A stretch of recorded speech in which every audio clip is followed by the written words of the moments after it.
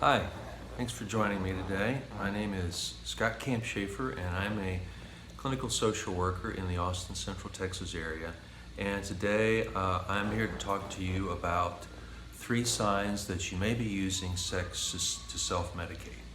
And one of the things that I think it's important to be aware of before I get into the 3 signs is, first of all, how big of a problem self-medication is just in general.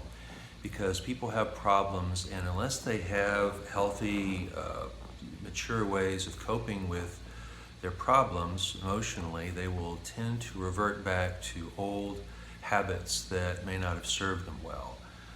For example, drinking when you're under stress or smoking when you're under stress. And one of the things that people sometimes do, especially if they've already, or if they don't have those 2 habits or other habits that can be injurious to their health, they may use sexual behavior, compulsive sexual behavior, such as compulsive viewing of pornography or sexual imagery, as a way to kind of numb out or soothe their really upset feelings that they may be having. And this is it's a big problem, and the degree to which people suffer simply because they have problems is bad enough, but when people compound it by engaging in compulsive sexual behavior, they can make their problems worse, either through the consequences of having a spouse that is upset with them for doing something behind their back, or it could cross the line into infidelity in some people's minds, and that makes a bad thing worse. So there's tremendous suffering that goes on, not only for the people who are experiencing or using the self-medication to cope, but also the people in their lives that care about them suffer tremendously because of the relationship consequences, if nothing else. But there could be financial consequences, for example, spending money on prostitutes and paid sexual engagement behavior.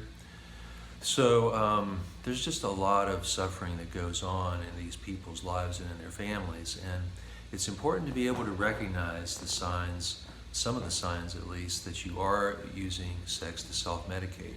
And one of them is after you engage in the compulsive sexual behavior, you may feel this sense of numbness afterwards. You may have been feeling really angry or sad or scared or whatever, but afterwards you just feel numb.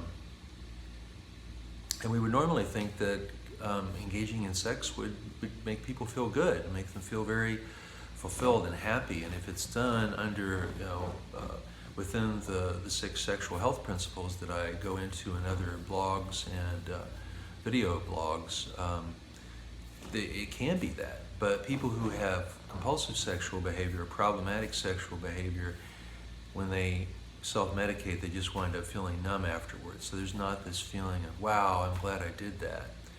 And then it also has the characteristic, another sign of the using sex to self-medicate, is that it's not thought out in advance. It tends to be kind of a knee-jerk reaction to whatever circumstances are getting the person upset or out of kilter.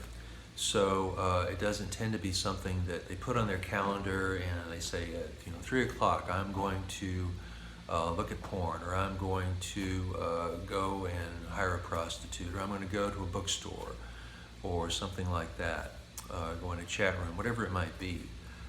It's a knee-jerk reaction, and I often like to cite this example that was put out on sports radio several years ago, that the sportscasters identified that there was a link between people looking at a popular porn site and a championship game that happened earlier that evening, national championship game for college football.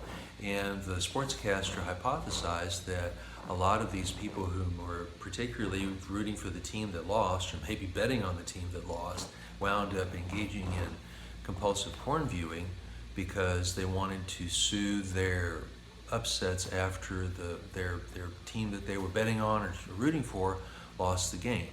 And this is a way that sex can be used to self-medicate. It's perhaps a very good classic example of that.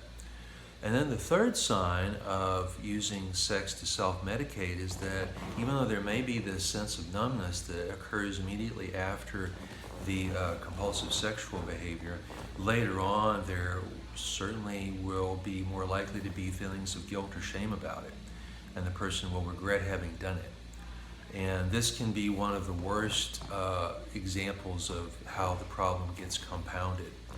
And when they initially may have only been dealing with the pain of losing, they're now dealing with guilt and shame over having crossed the boundary sexually, in addition to the pain of losing because of the game that they were betting on or the team that they were rooting for.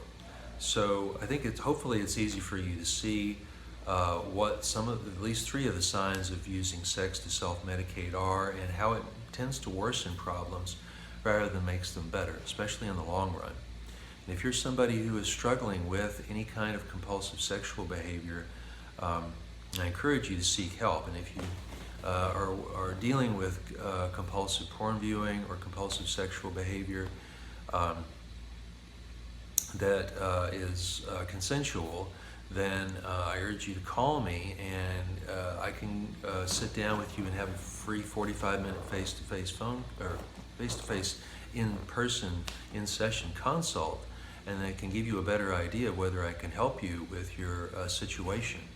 But I think you're doing a good thing for yourself by watching this video, and if you talk to people you trust and you reach out for the help that you need, you're helping to carve out a better future for yourself, and you're not worsening an already bad problem of whatever it is you're doing to self-medicate from, or whatever it is you're experiencing that you are using sex to self-medicate for. So again, thank you for watching today. I wish you the best of mental health and health overall, and take good care. Thanks again.